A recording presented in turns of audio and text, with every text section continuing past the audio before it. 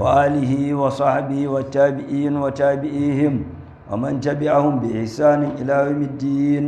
إنما الأعمال بالنيات وإنما لكل امرئ ما نوى. والوالدات يرضين أولادهن حولين كاملين لمن أراد أن يتم الرضاعة وعلى المولود له رزقهن وكسوتهن بالمعروف لا تكلم نفس إلا وسعها لا تضار والدة بولدها ولا مولود له بولده وعلى الوارث مثل ذلك فإن أرادا فسادا عن تراد متجاور فلا جناح عليهما وإن أردتم أن تذروا أولادكم فلا جناح عليكم إذا سلمتم ما آتيتم بالمعروف واتقوا الله واعلموا أن الله بما تعملون بصير. wannan ubangiji a wannan ayoyi yanayi mana bayani ne akan hukuncin ko hukunce-hukunce na shayarwa jariri da aka haifo shi. Mun san cewa kowane ɗayanmu da ya zo wannan fili to ubangiji ya tsara rayuwar daki-daki. Farko ba zuwa ɗan adam da dama yadda Allah ya tsara shi ya ci ya sha a haka zai rayu. To ba wai da ka zo duniya kake ci ka sha ba, ka ci abinci irin yadda kake so. Nono shine wanda ɗan adam yake amfani da shi a matsayin abincinsa, abin shansa. To wannan shayarwa mata su Allah ya ɗorawa wannan hidimar. To takan yi a zo kuma an haifo ɗan, uban yaron wanda shine nauyin ciyarwa da ɗawainiya yake kansa ya zama kuma sun rabu da uwar. To ko kuma suna ma tare, to shine ubangiji ya mana bayani filla-filla ga yanda ya kamata tsarin shayarwa ya kasance. Shine yace walwalidatu iyaye mata yurdina auladahunna, lallai su shayar da ƴaƴayensu da suka haifa haulaini kamilaini, shekaru guda biyu cikakku. Wannan shine wato cikakkiyar mudda ko cikakken lokaci na shayarwa. Ana shayarwa ƙasa da haka, duk da akwai masu maganar cewa ana ƙarawa cewa har ya kai wato wata 30. To amma dai abinda ubangiji ya nassanta a nan shine mudda da ɗan adam idan an haifo shi zai yi yana shan nono kafin kuma a canja masa da wani abu da manya suke amfani da shi, shine shekara 2 cif-cif. Amma shekara 2 cif-cif ɗin ya ce liman arada an yutimma rada'a, ga wanda yake nufin ya cika wato muddar shayarwar. Wanda baya nufin ya cika to sai iragi. Musamman ma su hukama'u suna faɗa cewa wato ba a fiye son a cika biyun cif ana shayarwa ba. Suka ce wannan yana haifar da wato dakushewar basira ga yaron da aka bashi ya ta sha ya cika shekara 2 nan dindi. Suna cewa wannan yakan taimaka wajen dakushewar basirarsa. Akan ɗan rage wata 20 ne, wata 17 ne, 18, maimakon a ce shaulai ne, kaga shekara 2 wata 24 kenan ko. To wasu sai su rage ya zama wata 20. Cito amma dai nan ubangiji da ya faɗa kansa da ya ce haulaini kamilaini sai ya ce liman arada an yi taimara. Za a shekara 2 ne ga wanda dama yana son haka, abinda ya nufa kenan cewa shi sai ya cika adadin watannin shayarwa. Wanda kuma ba shi da wannan nufin to kaga zai iya yi ƙasa da shekara 2. To alal maulidi lahu rizquhunna wa kiswatuhunna bil ma'ruf. Shi wanda aka haifa masa, nan ana magana dan wato da uwar da uban ya zama yanzu ba sa tare. Ya sake ta da ciki ta haihu, to kaga ta haihu ta gama idda kenan ko bari a ce tana gidansa tunda shi ta mai ciki wa ulatul a'mali ko ajalahunna an yadana hamlahunna yanzu kuma ga ɗa shi kuma shine uba nauyin hidimar ɗa tana kansa ita kuma ita ce uwa to sai uban ya ce ita shi mauludu lahu kaga nan ba a ce miji ba saboda ya riga ya sake ta zaka ce wanda aka haifa masa ɗa kaga uban kenan ko to ciyar da su iyaye mata ɗin nan da su fasantar da su idan dai suna shayar maka da ɗa ko rabu to kuma sai kai za ka ɗauɗauniyar cinta ba sai ta ci ɗan zai samu nuna saboda haka ciyar da ita tufasantar da ita ubangiji ce di yana kan shi wanda aka haifawa ma'ana uban ɗa bil ma'arufi kuma zai ciyar ne da tufasar da abin sani a shari'a shine gwargwadon ikonsa mai iko ne ya yi irin na masu iko matsakaici ne shi ya yi irin daidai yanayin rayuwa masu rayuwa tsaka-tsaki mara shi ne to sai ya gwargwadon ikonsa la tukallafu nafsun illa wus'aha ba a kallafa wa rai sai fa gwargwadon ikonta la tudarra walidatun bi waladiha ban yace kada a cutar da wato ita mahaifiya saboda ɗanta shine a ce ba ita ta haife shi ba duk da sun rabu ba sa tare da uban ta haifo shi kuma ce to sai ki shayar da shi a ce ita a nawa ko me za a bani ya ce ba ɗanki ba ne ce dole sai ta shayar da shi ko da taki to wannan uban ya ce kar a yi mata haka wala mauludin lahu bi waladihi shi ma wanda aka haifa masa din wato uban shi ma kar a cutar da shi saboda ɗansa wato shi kuma a ɗora masa fiye da ikonsa wato komai shari'a so take a yi tsaka-tsaki ita mace in ta ce ba za ta shayar ba ga ɗanka nan na dai haifo ko to ga ɗanka sai ka nemi mai shayarwa ta ba dole ne ta shayar ba sai bisa wasu sharuɗa sannan yake zama mata dole amma a haka kawai yanzu mace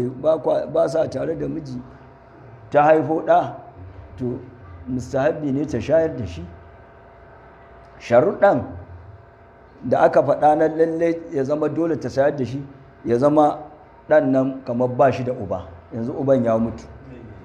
to kaga ba mai ɗaukar nauyi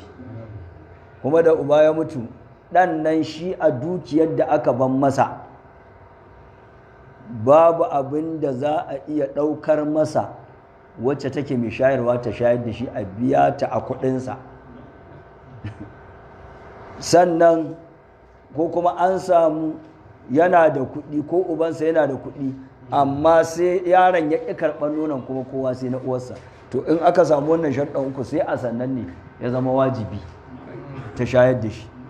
mu al'ada ce kawai ma da kawai da an haihu ma ba ma a wani lissafi ko a ce to shikenan me za a biya kuma za ka ɗan riƙa kawo mata wanda iyayenmu suna wasu abubuwa na sanin ya kamata in ana jegon nan ɗan gashashen nama ɗan wayi ko da haka ake sannan duniyar na kwance bai ta tashi zaune ba yanzu ko ta miƙe tsaye ba ta zura a guje da dai rashin ikon mutum an ce an yayi wannan ɗan naman gashin nan sai an kawo mata don ta riƙa samu jikinta yana abin nan inda ita ma za ta ji daɗin samun nonon da za ta shayar da jariri saboda haka yanzu mace tana da ikon ko rabu ta haifo ɗa kuma ta ce maka ba za ta shayar ba kuma ba za a ce dole sai ta shayar ba sai bisa wa'yancan shirɗin da na faɗa to alal warisi misal zalika shi ma wato ɗan shine magaji ma'ana shi ba shine magajin uban nasa ba to shi ma irin waɗannan wato kwatankwacin abin da aka faɗa ɗinnan na hukunce-hukunce suna kansa cewa kar a cutar da uwa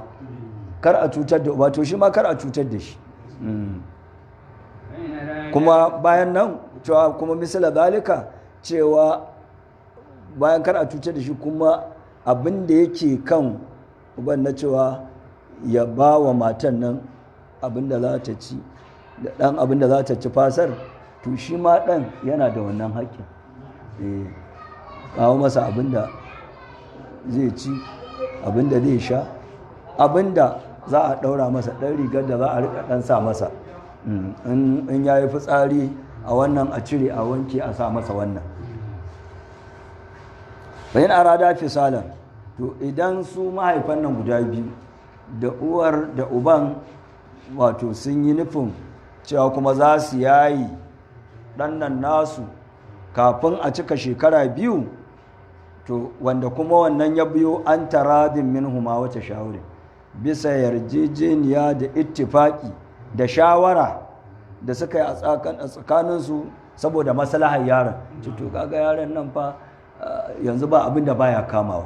yaro ne Allah ya shi dimurmur da shi, dan kokon nan dan kamun nan duk ana bashi yana kama, mayo watansa 17 ko watansa 20 duk yana kama komai. Inda da san da duniya na kwanta ne ma a ce su dan saralak na yanzu yaran yanzu ma sun san wani saralak to a ce duk yana kama. saboda haka kuma an ce in yaro ya cika shekara 2 nan masu hikima sun ce kwakwalwarsa na toshewa. Me kake gani tunda ko kuma ma nonon haka ni yini nake yi ya ta wasan sa ma ya kisha, in an bashi ma sai ya fi gane wa dan kokonsa.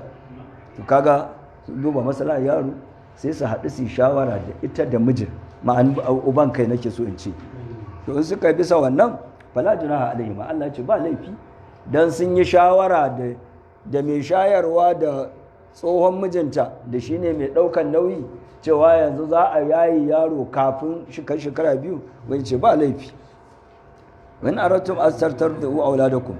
nan kuma magana ake da su iyayen maza, idan kuna nufin ku shayar da 'ya'yayanku wato ta wasu masu shayarwar wanda ba iyayensu ba, dama watakila tun da an rabu ne dutse hannun riga, dan ba ta ce shi ba ma za ta shayar masa da ɗansa ba. to fala junaha alaikum idza sallamtum ma ataitum bil ma'ruf, ba laifi a gare ku idan kuka miƙa musu abinda kuka nufi ba su din nan na lada da abin sani a shari'a, shine bisa daɗin rai da kyakkyawan magana. wattaqullaha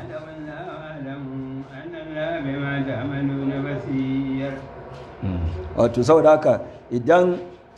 an zo ita uwar sai ta ce ita misali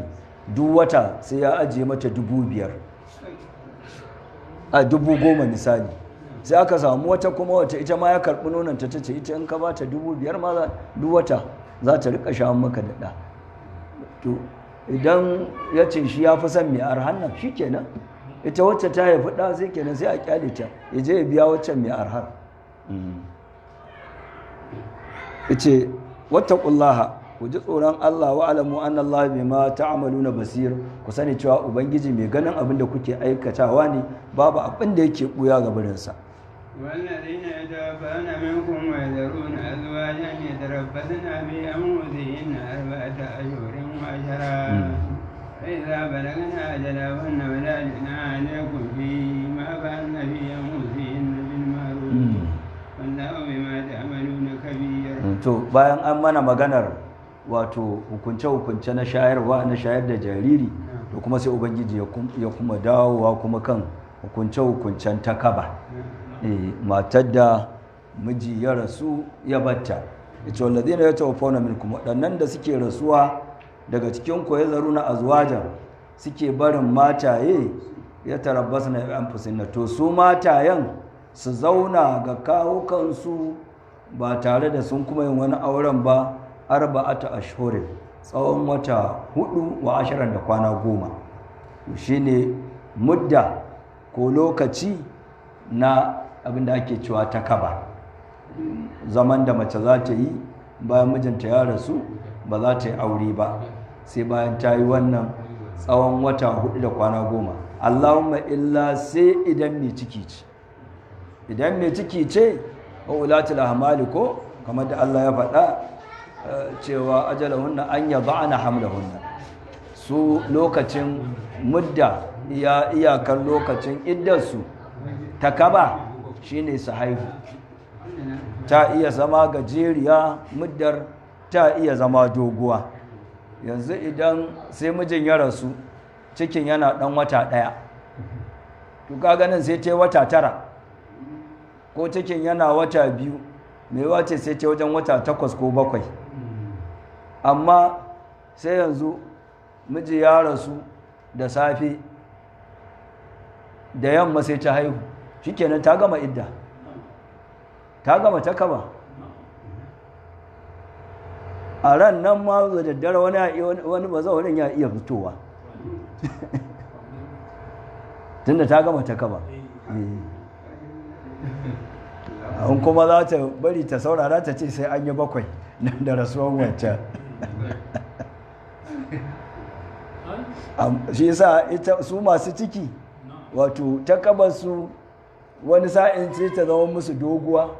wani sa'in kuma ta zama gajeriya ya danganta da sanda mijin ya rasu to cikinta a wani mataki yake idan a farko ne to kaga za ta yi doguwar ta kaba idan kwa cikin ya zo ƙarshe dab da haihuwa ne to kaga gajeriyar ta kaba za ta yi amma ba mai ciki ba mace in mijinta ya rasu to sai ta yi wata 4 din nan da kwana 10 shine lokacin ta kabarta in kuma baiwa ce to ita kuma rabi wannan ya ita ce mai wata 4 da kwana 10 baiwa kuma kaga rabi zai zama wata 2 da kwana 5 kenan ko fa'iza balagana ajalahunna idan suka isa lokacin karewar iddan nan tasu fala junaha alaikum fi ma fa'alna fi anfusihinna to ku waliyan su babu wani laifi gare ku cikin abin da su matayen suka yi aikata a cikin kawukansu na cewa za kuma sun yi kwalliya da kuma dan bijiro da kansu ga zawarawa idan sun yi wannan ba za ku hana su ba amma yayin da suna cikin takaba to kaga yakka mijinta ya mutu kuma sai kaji wani ya zo ka ci wannan face wai zance ya zo to sai ka yi ahir ka fitaccake Allah ya hana haramun ne neman aure cikin idda amma yanzu ta riga ta gama wata 4 da kwana 10 to nan kaga za ta dan fita unguwa za ta je makota ta dan sha jan baki ba ruwanka da ita inda watakila dama tana dan kuma ta fito ne ko Allah zai sa ai gaman alheri shi ma bil ma'rufi da abin sani a shari'a wallahi bima ta'maluna khabir ubangiji masani ne da abin da kuke aikatawa ولا جناح عليكم فيما أردتم به من كتبة النساء وكنتم في أنفسكم علم الله أنكم لا تذكرونهن ولكن لا تواعدوهن سرا إلا أن تقولوا قولا معروفا ولا تعزموا عقدة النكاح حتى يبلغ الكتاب أجله واعلموا أن الله يعلم ما في أنفسكم فاحذروه نعم واعلموا أن الله غفور حليم na'am yace wala junaha alaikum babu laifi gare ku fi ma aradtum bihi min khibatin nisa cikin abin da kuka danyi jirwaye da shi na wato neman auren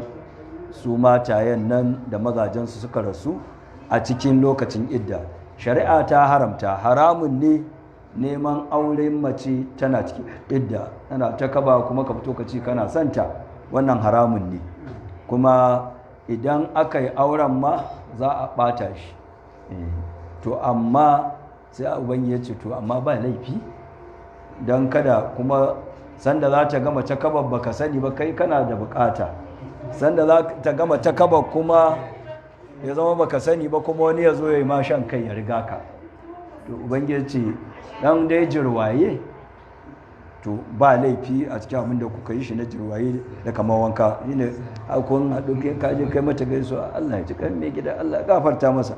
ai duk wanda ya samu mace irin ki ya dace to ita su mata suna da wato fidana kan gado na gane in dai zancen son auren su kake to suna gano ka duk inda ka dan wani mutsul to sun tar suke ganin ka ka zo ka Allah ji kan Allah gafarta masa kai ai ba abin da za a ce ai duk wanda zai sa ce ya samu mace irin ki ai wannan mutum ya dace to kaga ba cewa kai kana ciki ba to amma dai ka dan nuna ishara to ban yace to irin wannan ba laifi ko kuma a'a kun gaisa rika cewa ai wato irin mazajen da suke son ki a garin nan Allah ya yawa da su da ai kaga dai ba cewa kai kake so ba ko ce wallahi mutane da yawa wanda duk Allah ya baki farin jini mutane da yawa suna kaunarki to shi kaga wannan duk jirwayen ne ko kuma aka ma ka jirwayen naka kuma ya dada yin gaba shi wance Allah ya halitta a gurin nan ai kyakkyawa ce ki to ai kaga wannan da gani kana faɗa haka ta san ma ina ka tafi to tunda dai baka faɗi auren ba to ban ya ce ba laifi dan wannan jirwayen da za ka yi mutukar ba cewa kai wance to in kin gama ta kaba fa a yi min magana to kaga wannan kun yi alkawarin ke ko kuma to ina dai cikin yan sarki in kin abin nan kuma dai ga lambar wayata to kaga wannan abin naka ya fito sosai jawakanantum fi anfusikum ko kuma abinda kuka ɓoye na ƙaunarsu da son aurensu a cikin zuciyarku tunda wannan baka ma furta ba kai dai tunda aka ce wancan mijinta ya rasu tana ta kaba a ranka ka kudace in Allah ya yarda ko sai ka aure ta to tunda ba faɗa kai ba uban yace wannan ma ba laifi alimallahu annakum satazkurunahunna ubangiji ya san fa lalle sai kun ambace su da wato hidba din nan zawarci neman aure ba za ku iya jurewa ba shi yasa sai Allah ya halatta muku aka dan bude muku ya kofa aka ce to kwa iya yin wato yake da suna jirwayi da kamawanka ban yace saboda ya san a irin halitta da Allah ya mana ko ba ya ce mana hudu kalin saru da ifa ba ko musamman a wajen wannan zuyina lin nasu hubbi shawati din nan min nisa'i da yawa duk jarumtar jarumi a nan gurin sai jarumtar ta rushe duk ɗaukakan mai ɗaukaka da girman sarautarsa da waye a nan gurin sai kaga yayi kas saboda dama wato halitta ce Allah ya tsara mana haka cewa zuyina linnasi hubbu shahawati minan nisa'i saboda haka Allah ya ce Allah ya san ba za ku iya haƙuri ba kuma ya ce kar a nema cikin takaba to shi sa sai dan bude muku wata yar taga da ku dan yi wani dan jirwaye ku dan dai saki muradin zuciya in Allah ya daraban ku kuma shikenan walakin la tuwaiduhun nasir yace to amna wannan na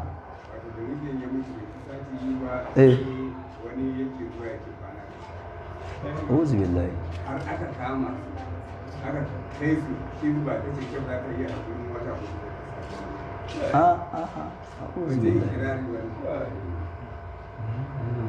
lamari ya ɓaci Allah kiyaye mu ai kaga wannan ma ba zancen neman aure ba ne kuma zan zancen fasaji ne Allah kai mana gafara shi ke da kawai ba sai kai wadda ce to ba za ta yi haƙura ba wata ran ma kuma duniya za ta bari kuma za ta kai lokacin da zai ta haƙura in an zo an ce ga kuɗi ma yanzu watakila Allah ya ba ta yawan rai ta shekara irin 90 ko 105 da 10 nan ka zo kai mata wannan maganar ne za ta ce maka Allah kai mana afuwa ai wannan ba za ka haɗo shi cikin nan shi wannan zancen aure na halal ake cewa Allah ya haramta kada ba a gama takaban nan ba wani ya zo ya fito ƙuru-ƙuru ya ce yana so da aure to sai uban ya ce to amma duk da haka ya san kuna da rauni ba za ku iya haƙura ba ya ce ku a iya ɗan jirwaye da kamar wanka to amma ita wannan da za a ce miji ya mutu da sati biyu kuma ta fara kawo wani gidan ta ce ita ba za ta iya zama haka ba to ai kaga wannan ba zancen aure ba ne zancen kuma fasadi ne Allah ya shirye mu Allah ya mana gafara ya ce walakin la tuwa'iduhunna sirran uban ya ce sai dai kada ku yi alkawarin aure da su a asirci iya dai abin da aka halatta muku jirwayi amma cewa ba kowa ka ce ai da kai sai ita ba mutane ka faɗawa ba Allah ya ce kar ku yi haka illa an taqulu qawlan ma'rufan sai dai idan za ku faɗi magana wacce take a basani a shari'a shine wancan jirwayan amma zancen alkawari cewa to wance da Allah kada fa wasu su riga ni da kin gama ta kaba zan fito to Allah ya ce kar ai wannan wala ta'zimu uqdatan nikahi kada ku zartar da niyyar kudirin aure hatta yablugal kitabu ajlahu har sai idda ta cika ta gama iddarta to sannan sai a yunkuro kuma a zo a fara to nawa za a kawo sadaki ya za a yi ta gama idda kenan wannan ya halatta wa'lamu anna Allah ya'lamu ma fi anfusikum ku sani haƙiƙa Allah ya san fa abin da yake cikin zuciyarku na wato kudirin zartar da auren nan da cewa ku ba za ku iya haƙura sai an yi wata 4 da kwana 10 nan ba fahazaru ubangiji ce ku kiyaye shi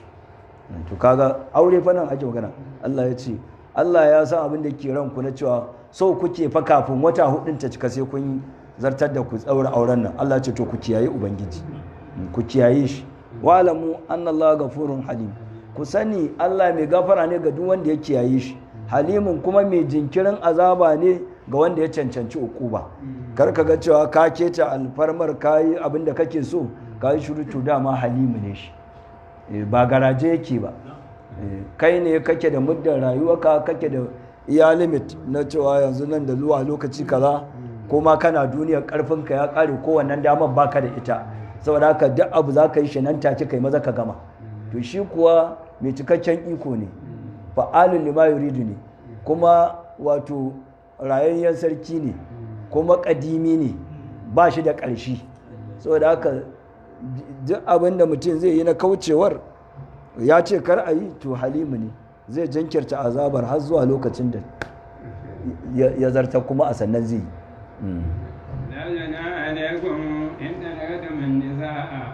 ما لم تمسوهن أو تفرضوا لهن فريضة ومتعوهن على المسيء قدره وعلى المقتر قدره متاعا بالمعروف حقا على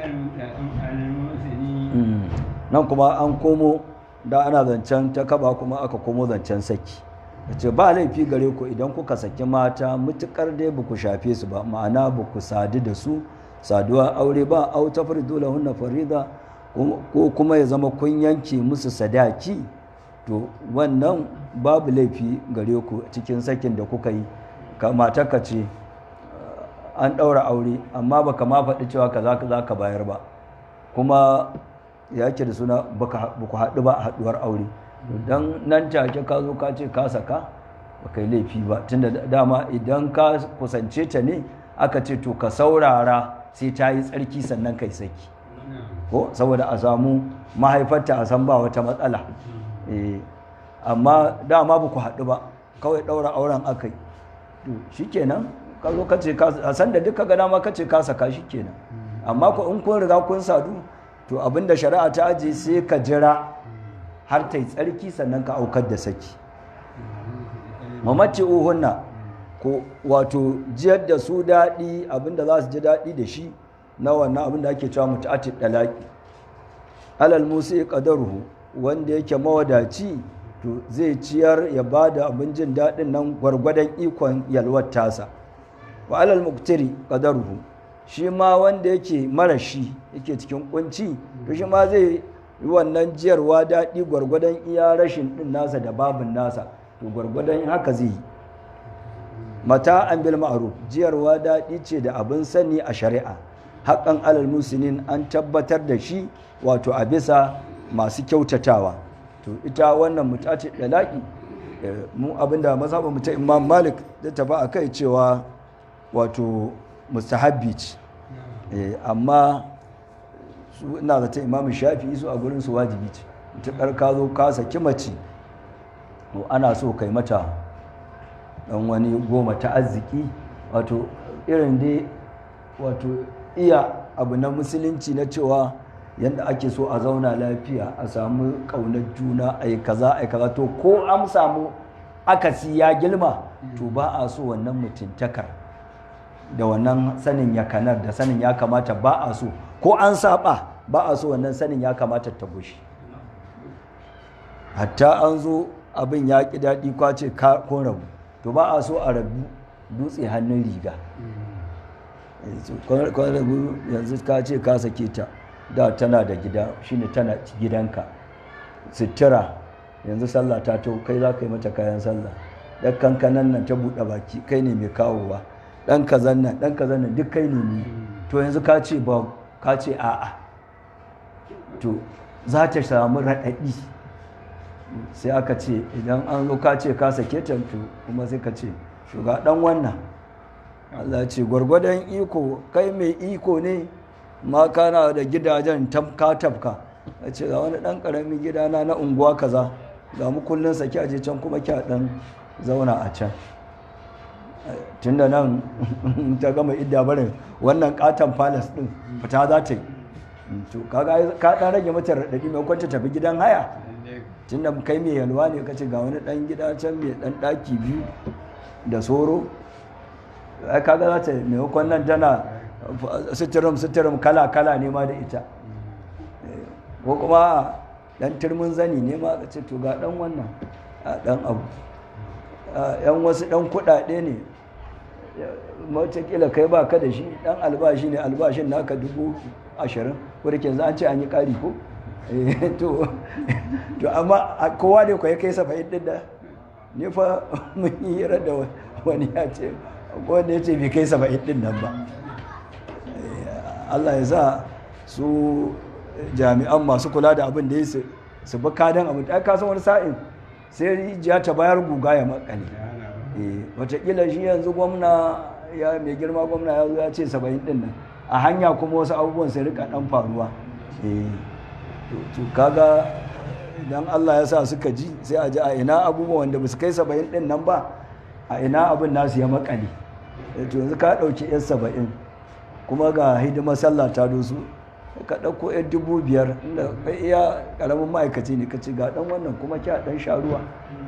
kaga za ta dai ji daɗi, kuma ba a san mai Allah zai aukar gaba ba. To shi ne mu a ta mazhabar aka ce mustahabbi ne, saboda a dama ubangiji cewa ya yi bil ma'arufi ko abin sani a shari'a, kuma sannan a can ƙarshe ya ce alal musinina, wannan an tabbatar da shi ne ga masu kyautatawa, suka ce to ashe ba tilas bane, su kuma duk fahimta ce ta magabata, su kuma shafi'awa suka ce ayat da ubangiji ya tashi yake cewa haƙƙan, kalmar haƙƙan da ya faɗa cewa wani haƙƙi ne da aka ɗora, to wannan ya nuna ashe wajibi ne, to mu kuma kalmar ƙarshe suna mu malama suka karba musinina aka ce haƙƙi ne amma gawa ga akan wanda yake mai kyautata, suka ce na ce mai kyautata yana nufin ba tilas bane. wa in dallaqtumuhunna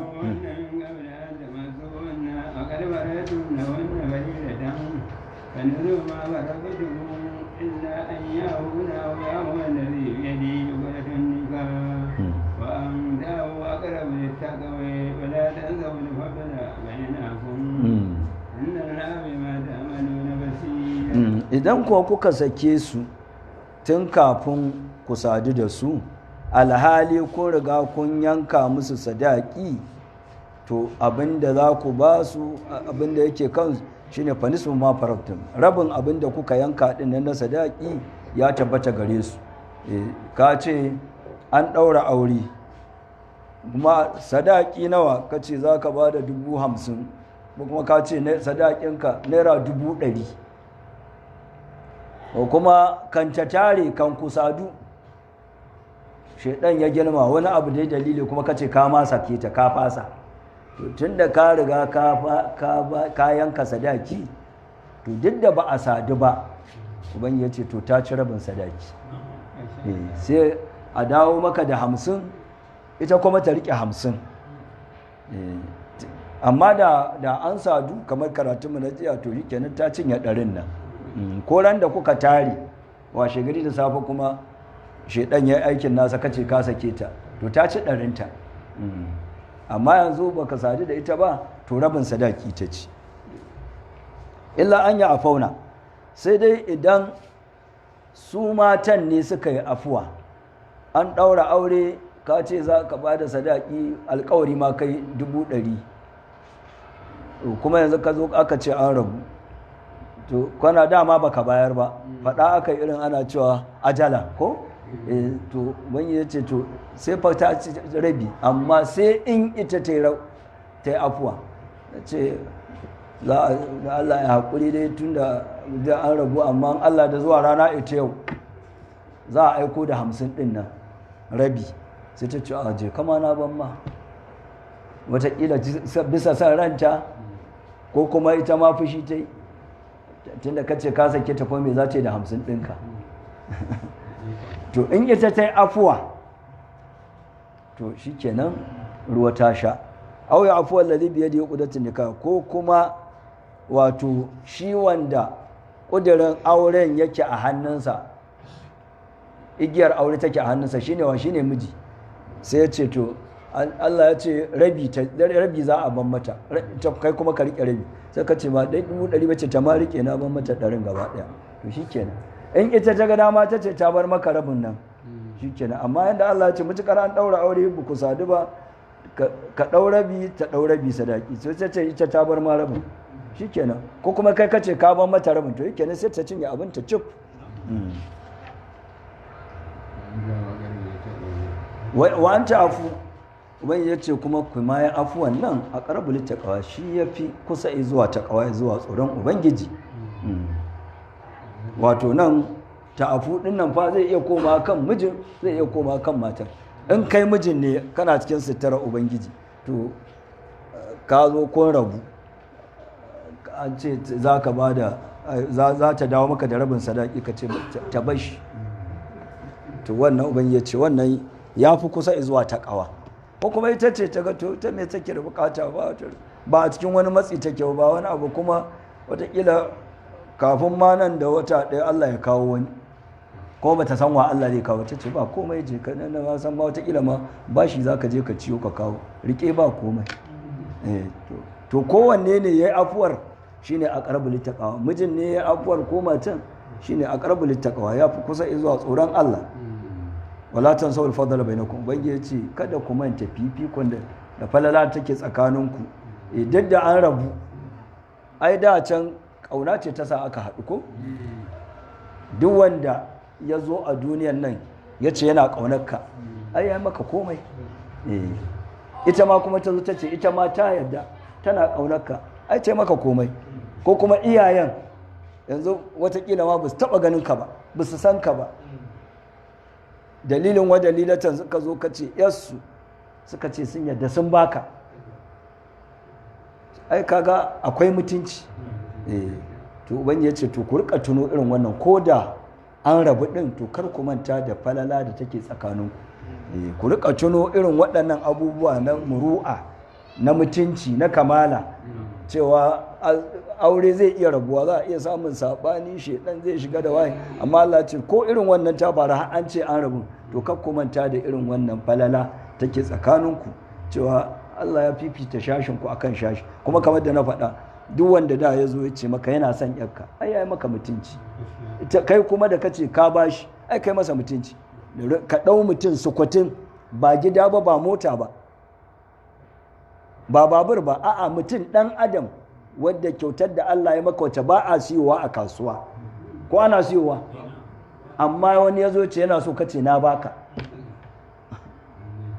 ai ya gama maka goma ta arziki to saboda haka kowane irin sabani ne ya faru ya kamata kai kuma wannan irin wannan tunanin ya rika zuwa cikin kwakwalwarka idan irin wannan tunanin na zuwa cikin kwakwalwarka to ba za a sami irin barakar da ake samu ba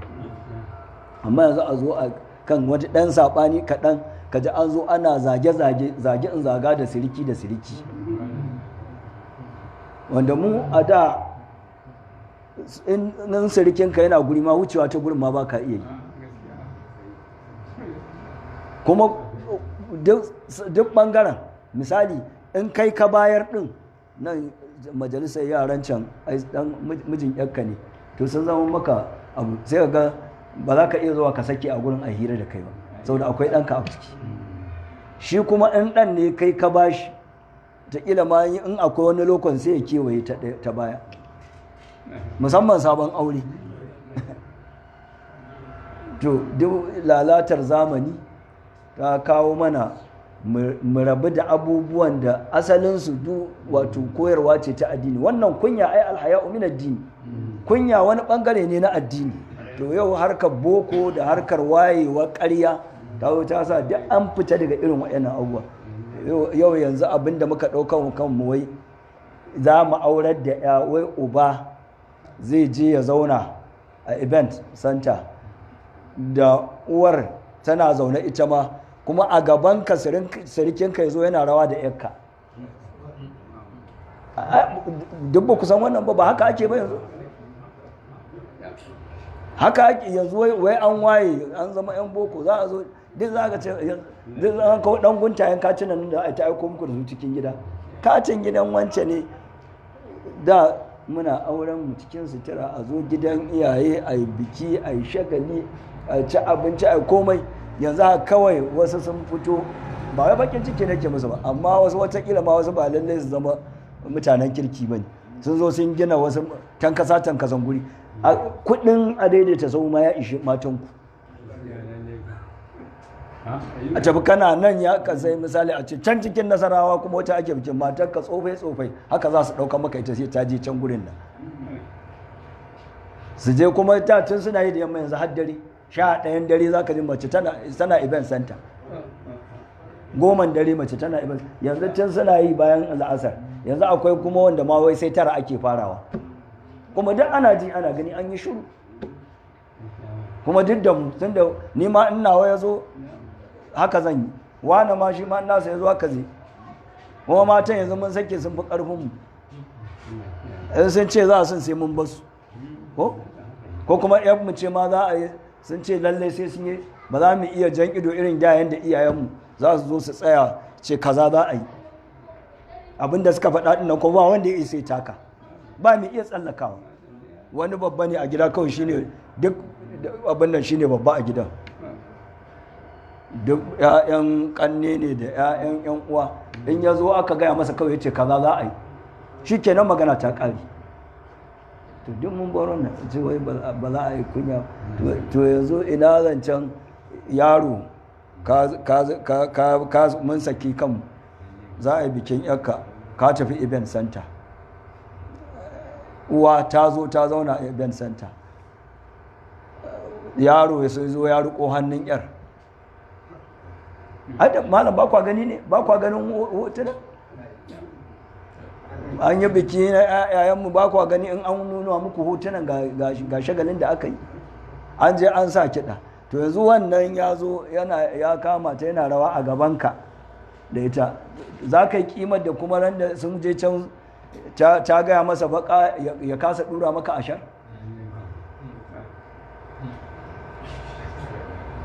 Akwai ko da yake ba sai na kama suna ba, a cikin irin dattijan da suka zo karatun nan bana dai har yanzu ban ga ya zo ba, yana ce mana a nan kamfa ce mahaifinsu da kullum in ya dawo daga kasuwa ce to za a shiga gida, kun san kasuwa irin ta da ta mutan da, bayan azahar an dawo, wasu kuma an dawo azahar an ci abinci an koma, ana yin la'asar an dawo kuma an zauna a cikin lokuna a gida, ana ganin me zai je kawo, ana kula da tarbiyyar yara da zaman unguwa. Dan wane ne wannan yake kaza a kwabe shi, dan da aka zaman iyayen yake. Yace wata rana yace mahaifinsu kullum da an dawo daga kasuwan nan ya shiga gida zai kuma cire ya ciki, ya fito daga shi sai babban riga da hula, an cire rawani. Ka san da ba sai malami ba, ai da dattijo rawani zai sa.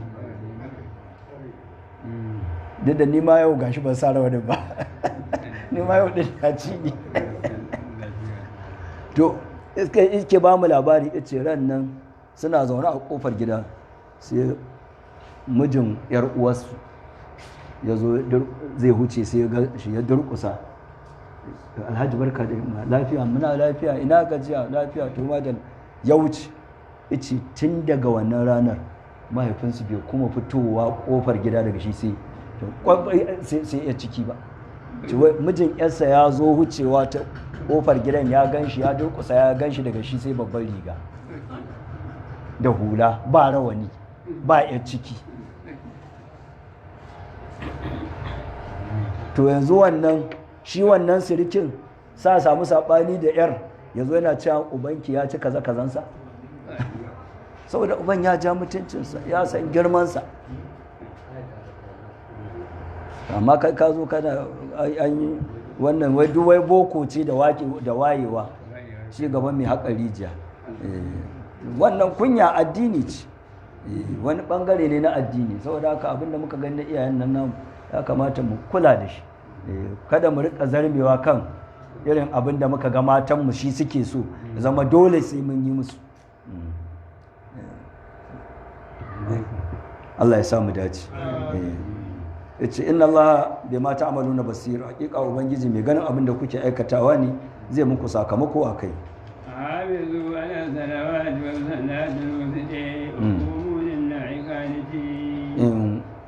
Ku yi kaffa da salloli, kada ku rika wasa da salloli. Duk sallah in ta zo a zahar ce la'asar magariba isha, magabata su da jiran lokacin ake ko ba shine zama ribaɗi da ake faɗa ba, in ci zahar salati ila salati, mutum ya zauna a masallaci an yi wannan yana jiran ta gaba, hadisi aka ce wannan zaman ribaɗi ne. To wani ya ce ku yi kaffa da salloli, ku rika ba da su a cikin lokacinsu. Wasu salatul usta da kuma sallah mafificiya, ita ma ku kula da ita, ku yi kaffa da ita. Wato don a nuna muhimmancinta sai aka waro ta daban, da malamai sun yi saɓani wacce ce wasu ɗaɗin, wasu suka ce la'asar kamar imam shafi'i, kamar imam malik kuma ce asuba. To shi kansa salatu wasu ɗaɗin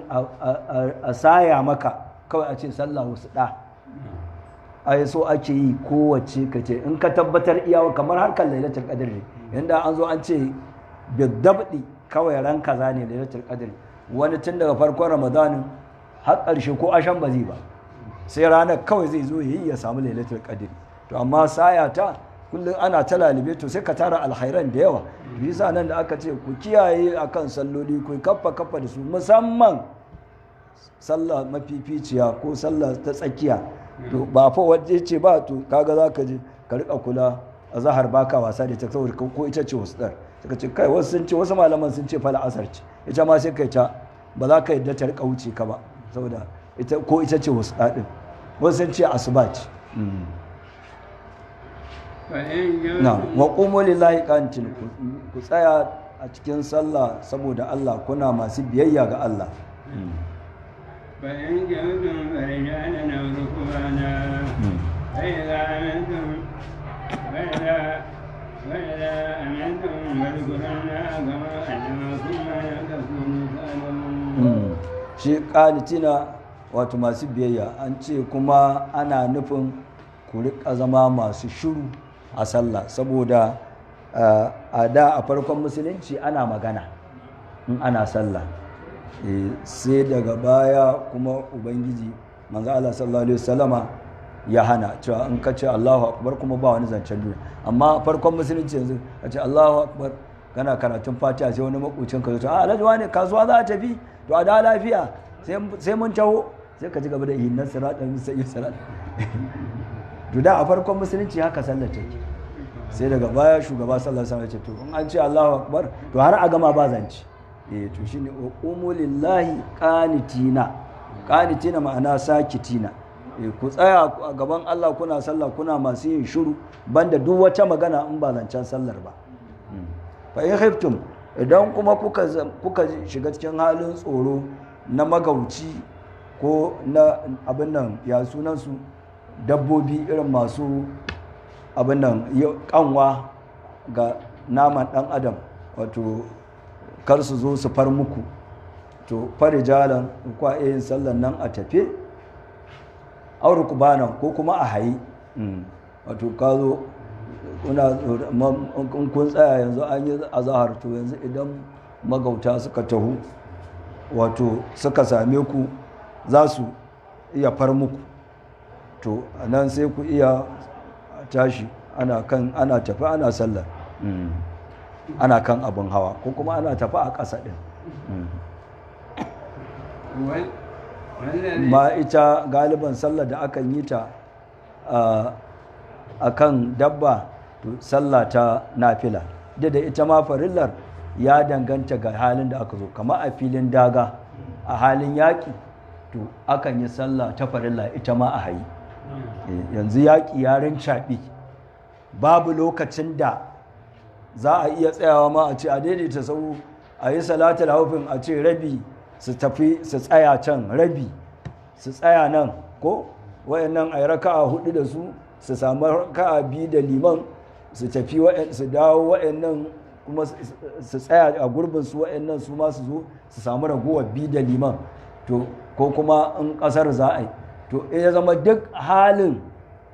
da ake ciki ya wuce nan irin ana ta jini tsar to an ce a nan ta a wannan yanayin ita sallah ba a jinkinta ta ba za a ce lokacin sallah ya yi wato a ce to mu bari yanzu a zahar mu bari don bayan magariba don mara masu gaba tun da yaƙi yarin caɓi a in lokacin ya yi ana kai tsara ana suka a wannan lokacin kowa babu zancen alƙibla sai ta zama fa'aina matu wallu fa samma wajhul lahi kana kai sara kana Allahu akbar kana kai wa abokin gaba sara yana kawo maka kana kariya ko kana sami Allahu liman hamidahu hatta a haka ba a dauke wa mutum sallah ba bai za a amintum to amma idan kuka aminta daga halin tsoro fazkurullah to sai ku ambaci Allah shine ku yi sallah kama Allah makum kamar yadda Allah ya sanar da ku abinda ba ku sani ba ya sanar da ku farillai da sauran hukunce-hukunci ko kuma kama Allah makum inda wasu arifai suke faɗa dan kuma in ka ɗauka tana maganar sallah to ku yi yanda aka koya muku cewa sai an zo an kalli gabas an daidaita sau saboda yanzu wancan matsalar ta rincaɓewar yaƙi babu ita to ko kuma fazkurullah kama Allah makum shine suka yi cewa kama allamakum kama da shaw abdul qadir radiyallahu ta'ala anhu yake cewa ma'anahu kama alhamakum ku ambaci Allah irin yanda ya muku kimshi irin nau'o'i na ambatan Allah da addu'o'i da Allah yake kimsawa bayi to shi ma in kai ba wani sahabi ya zo ya yi wa Allah kirari ba sai manzon Allah ya ce wannan tare da ba annabi ne ya koya masa sakar wannan zubin usulubin ba amma da ya yi sai manzo Allah ce to ka ambaci Allah da sunansa mafi girma ka sami ismul azam kaga wannan ilhami ne kimshe ne Allah ya masa to Shaykh Abdul Qadir ya ce daga cikin ma'anar fazkurullah kama allamakum ai kama alhamakum ku ambaci Allah irin yanda ya kimsa muku kamar yanzu wancan sahabin da ya zo yawa Allah kirari manzo Allah ya ce ka ambaci Allah da ismul azam a ma'anar hadisi ce walladina yatawaffawna minkum to waɗannan da suke rasuwa daga cikinku wa yazaruna azwajan suke barin mataye to sai su yi wasiyatan li azwajin su yi wasiya ga matayen nan nasu ta abin da za a ji daɗi da shi na nafaka wato na ciyarwa da kuma na tufasantarwa ilal hauli zuwa cikar shekara guda an suna samun wannan kulawa ta abinda za a ci abinda za a sha abinda za a yi sutura gairar ikhrajin ba tare da an fitar da su ko sun fita daga cikin gidajensu ba wannan ubangiji yana mana bayani kan tsarin da yake a farkon musulunci na takaba wannan kafin ayar da muka karanta ɗazu cewa ya tarbasa na bi an fi da arba'ata ashirin ashara to wannan daga baya ta shafa wannan da wannan ci cewa idan mace mijinta ya rasu to shekara guda take ta kaba ba wata 4 ba shekara guda tim za ta yi saboda haka kuma wato nan hukunci biyu ne a nan kuma da an shafe su da zancen wasiya da zancen kuma muddar ta kaba kaga zancen wasiya shi ma an shafe shi da ayar mirasi da yanda ubangiji ya umarni cewa idan mutum ya ga cewa tafiyar tayo gangara ciwo ya zafi yana ganin ba zai tashi ba to sai ya wasiya cewa a dukiyarsa matarsa lallai a ta bata abin da za ta ci ta sha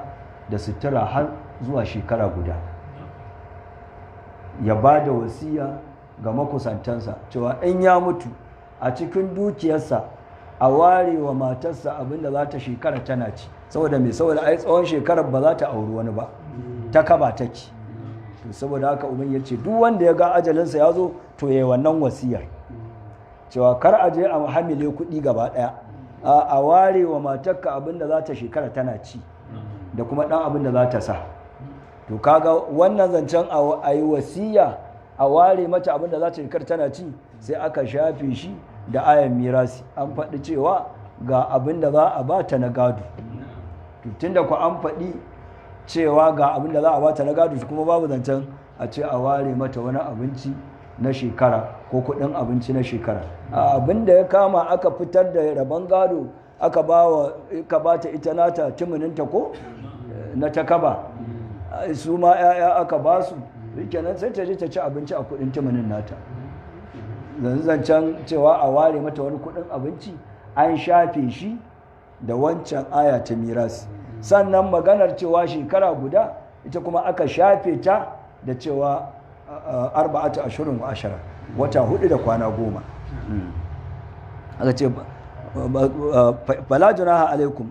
babu laifi gare ku ku waliyan mamaci fi ma fa'alna fi anfusinna, cikin abin da suka aikata cikin kawukansu min ma'rufi, na abin sani a shari'a, kamar dan yin kwalliya da barin wato takaba din nan. Wallahu azizun hakim, ubangiji mabuwayi ne cikin mulkinsa, gwani cikin aikinsa. وللمطلقات متاع بالمعروف حقا على المتقين. amma ita kamar a gurin imamu shafi'i, duk da an shafi zancen a bata a yi wasiya a bata dan abin da za ta rika cin abinci ce, amma ba a shafi zancen sukuna ba gurin zama. Lallai ne a bata dama ta zauna a wannan gidan har sai an shekara, saboda ai ko da ke yanzu wata 4 kai ko da kwana 10 sai ta gama ta kaba sannan za a ce ta fita. Ko da yanzu an zo an ce to nan ɗaki kaza da ɗaki kaza na yayawa ne na wane, to ita dai gidan da a nan take mijin ya rasu a gurin imamu shafi'i ba mai cewa ta fita, ko a ce ai gidan ba zai rabu ba, yanzu kima za a yi a siyar a raba kuɗin, to ce lallai tana da haƙƙin a bata ta zauna har ta gama ta kaba. To mu kuma a gurin imam malik cewa za ta zauna idan gidan namijin ne, shi maliku sai ya raba, ce idan gidan namijin nata ne kuma ya mutu, to lallai kar ta fita sai ta gama ta kaba. Ko kuma a gidan haya ne, mijin ya riga ya biya kuɗin haya, to shi ma imam malik ce ba inda za ta, a nan gidan za ta yi ta kaba. Amma ya zama sai ba gidansa ba ne, dama gidan aro ne, kai mai gida kana da bukatar gidanka, ka iya cewa da Allah to tunda an share makoki kuma ajiya sai ke tafi gidanku, za ka yi amfani da gidanka.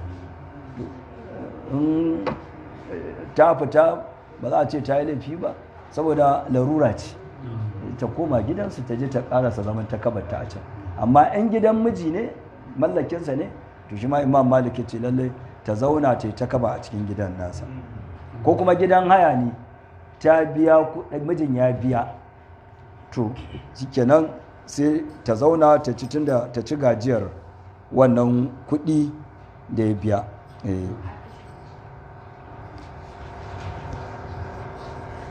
Amma idan gidan haya ne, abinda malamai suka ce, sai ya zama kuɗin mijin ya ƙare,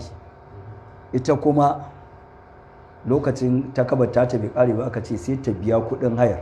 ta ƙarasa a ɗakinta sannan ta koma gidansu.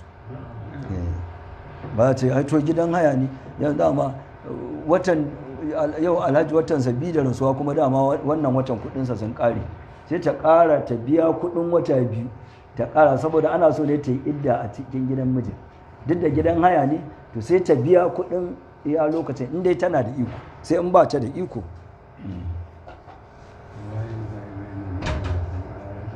Na'am.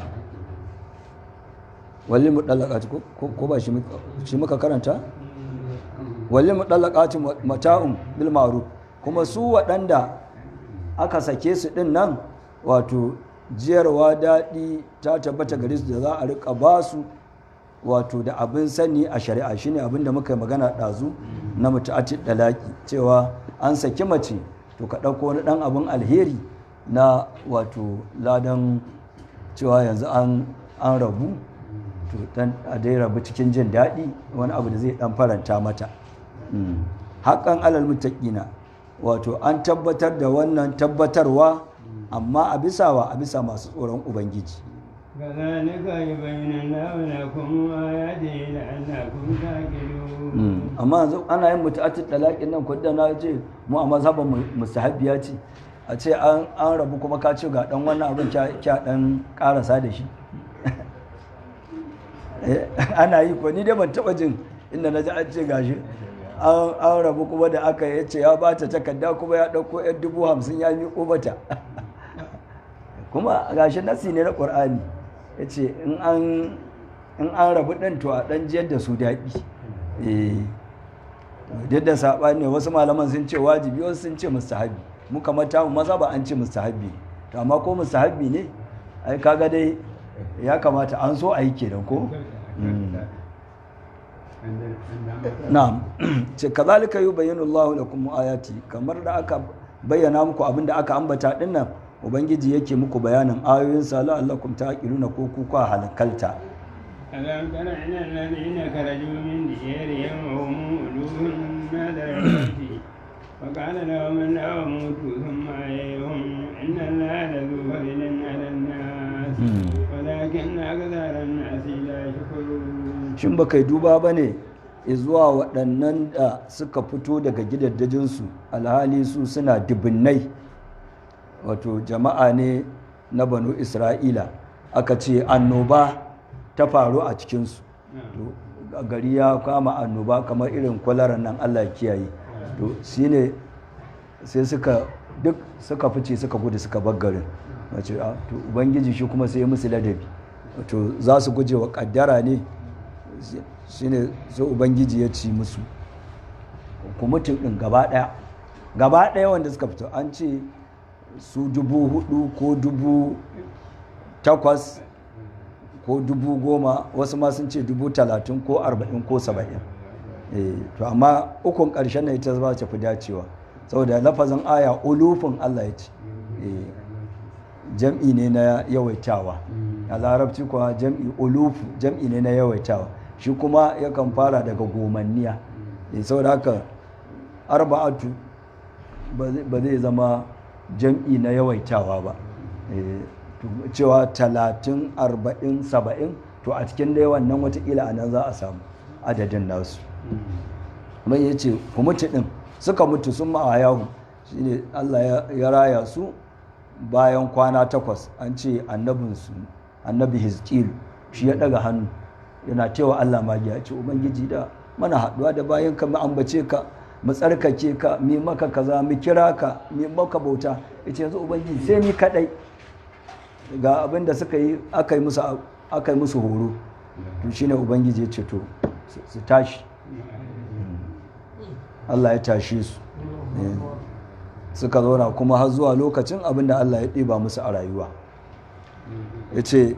inna Allah la zu fadlin ala nasi, hakika ubangiji lallai ma'abucin falala ne a bisa mutane, yana daga cikin falalar ta saraya waɗannan da yi, walakin na aksarin nasi la yashkurun, sai dai mafi yawancin mutane wato kafirai ba sa gode wa Allah. وقاتلوا في سبيل الله واعلموا أن الله سميع عليم. Ku yaƙi cikin ɗaukaka addinin Allah, kuma ku sani cewa wato ubangiji lalle mai ji ne ga maganganun ku, masani ne da haluluwan ku, zai muku sakamako. من ذا الذي يقرر الله قررا حسنا ولا يهوده ورآفا كثيرا والله يقبل ويبسط وإليه ترجعون. Man ya ce wane ne zai ranta wa Allah wani rance, shine ya ciyar da dukiyarsa a tafarkin ɗaukaka Allah.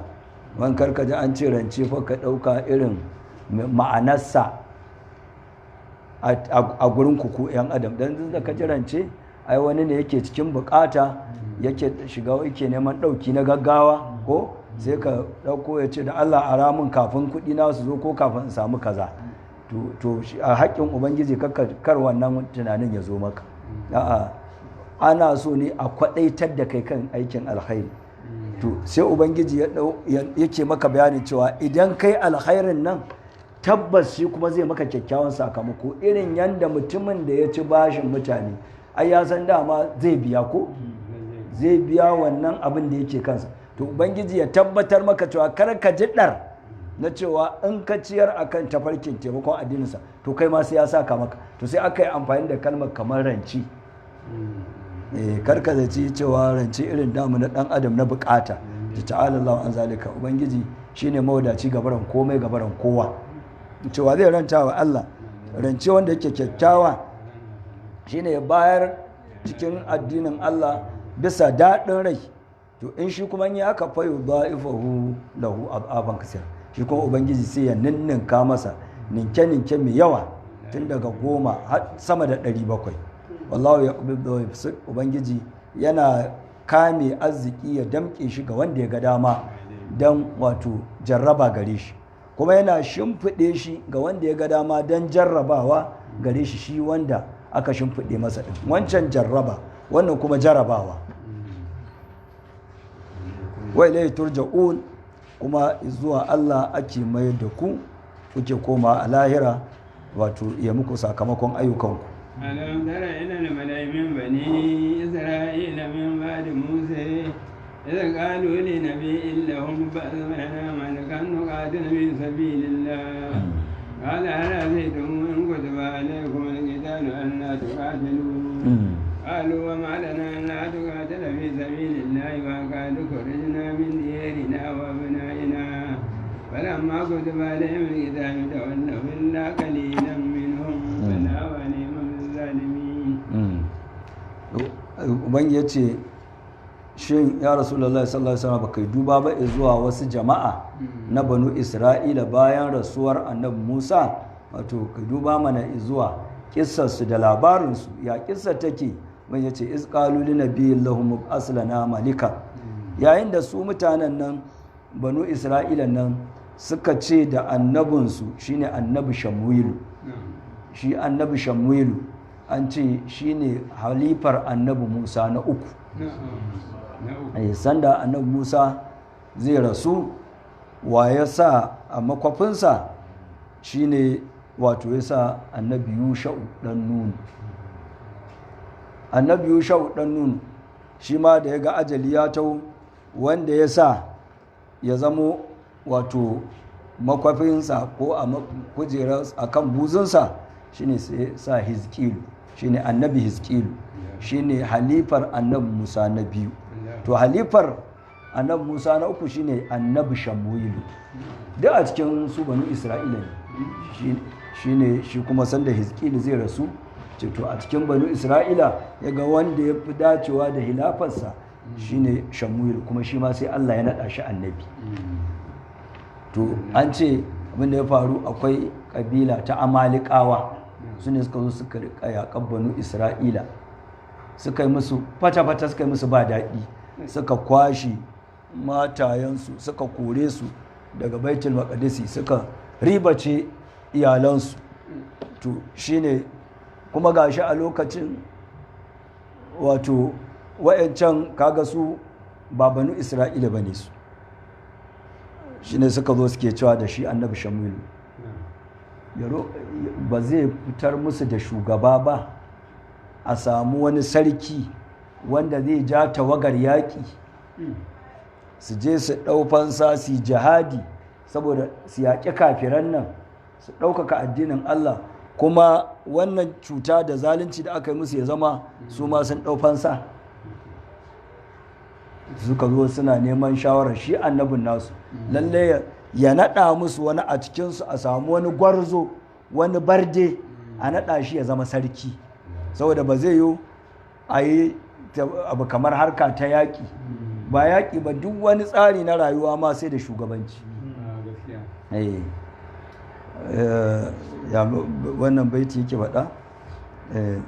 la ya sulhun nasu fauda la surata lahum wa la surata iza juhalin misali. Mutane ba za su taɓa gyaruwa ba in suna zama ta ci barkate ba shugabanci. Kuma shugabanci ba zai yi ba in aka ce jahilai ne su kuma shugabannin. To shi ne sai ya ce ƙala hal asitum in kutiba alaikum alqital Allah tuqatilu,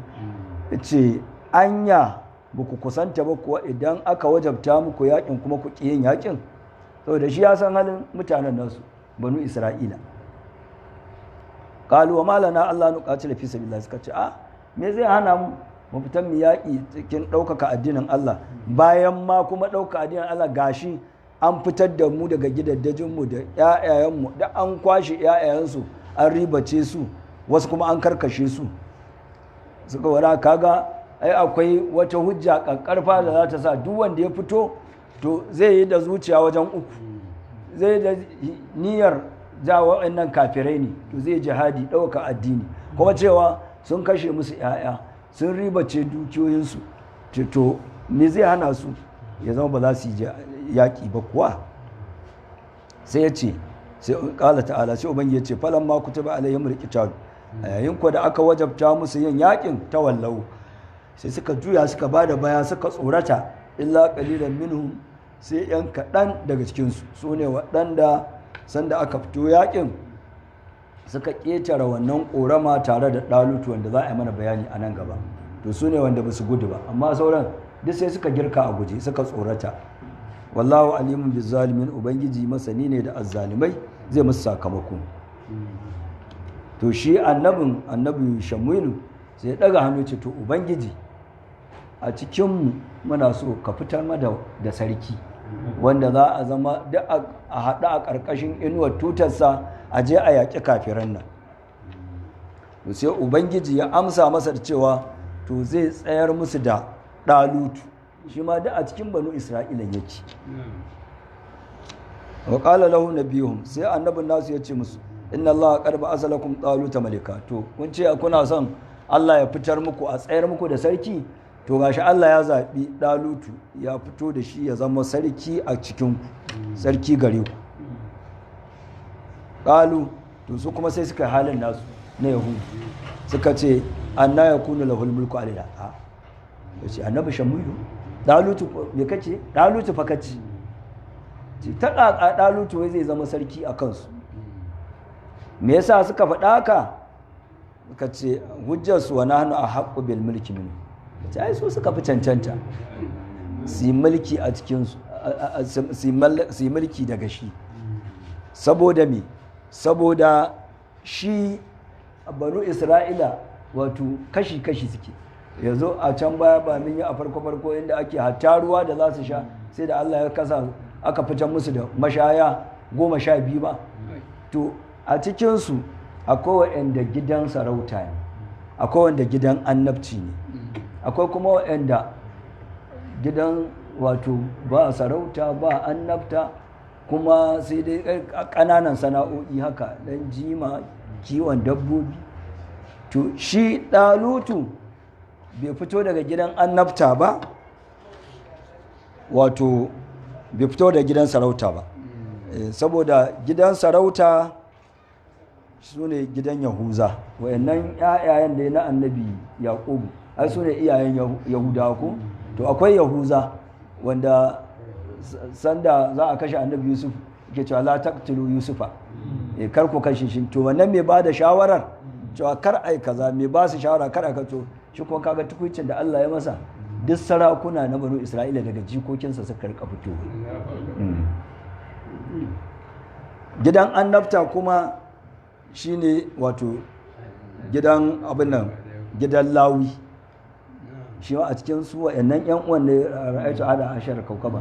to akwai wanda ake cewa Lawi. Galiban annabawan da ake nada cikin banu Isra'ila to daga gidan Lawi suka ce to shi wannan ɗalutu ba a wayannan gidajen guda biyu ya fito ba, kuma sannan annabi Shamuilu ka ce shi kuma Allah ya nada,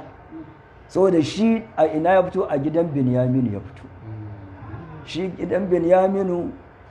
jikokin Binyaminu aka ce galiban inda ka ji taɓargaza da saɓan Allah a cikin banu Isra'ila to a cikin wannan gidan suke. Shi kuma shi ne ɗan autan annabi Yaƙubu. To saboda haka sai Ubangiji ya musu ladabi da cewa ba a samun ɗaukaka su kuma a cikinsu. Duk zuri'a gidansu da wuya ka ji wani ya yi fice, ka ji wani abin nan mai faskare ko wani marini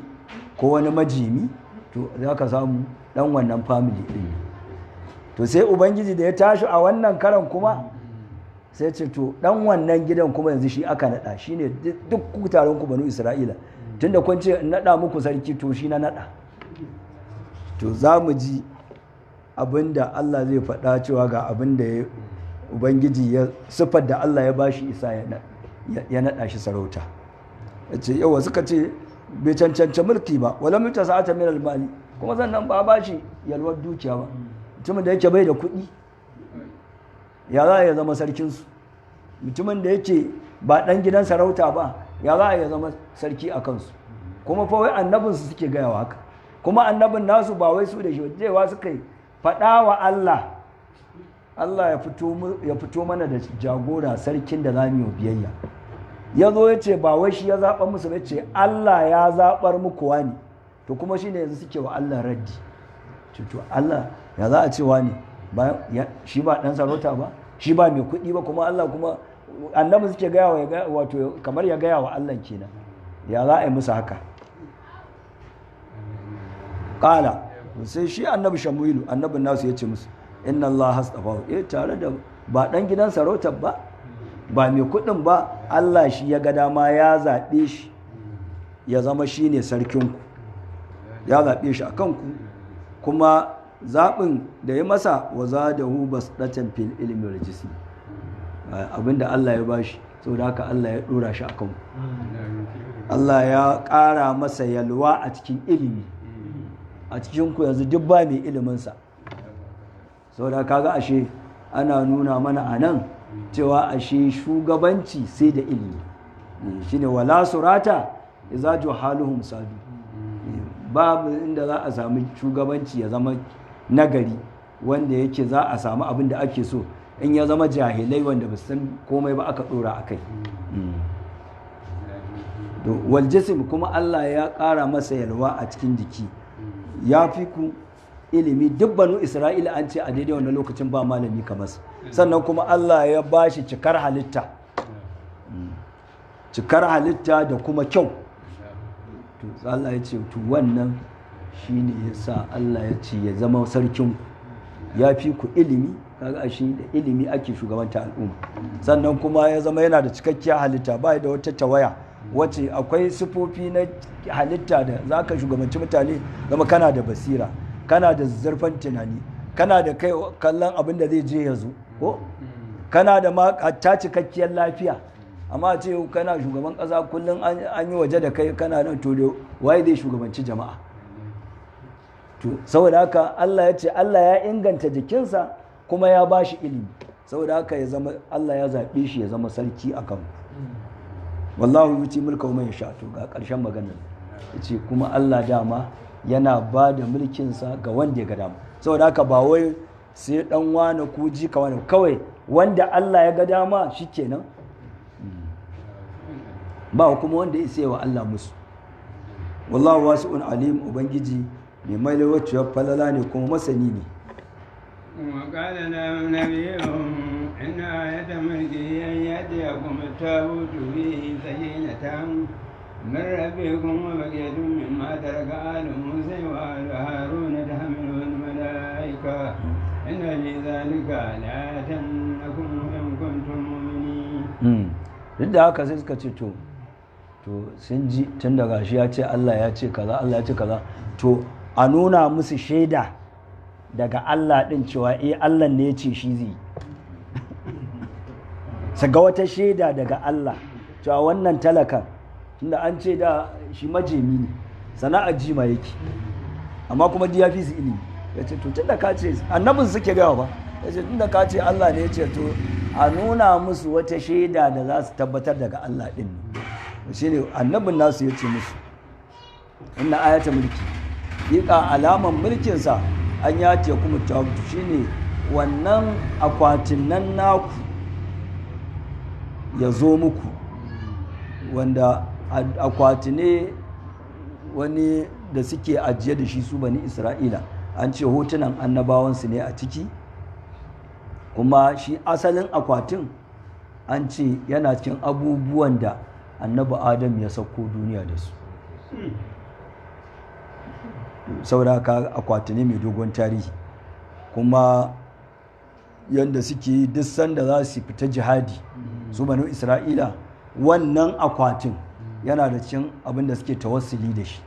za su dora shi a gaba a shige a ja tawagar yaƙi wannan akwatin suna kamun kafa da shi cewa Allah dan abin da yake cikin akwatin nan Allah ka ba mu nasara kan abotan gaba to wa'annan kabila amalikawa kaga nan gazancen istigasa ku wani abu da yake da girma gurin Allah ka ce Allah dan shi Allah yi mana kaza kuma akwatin ma su dauke shi da shi suke fita gurin yaƙi to da garin wannan fita da shi gurin yaƙi kuma da irin wato jarraba da suka samu daga ubangiji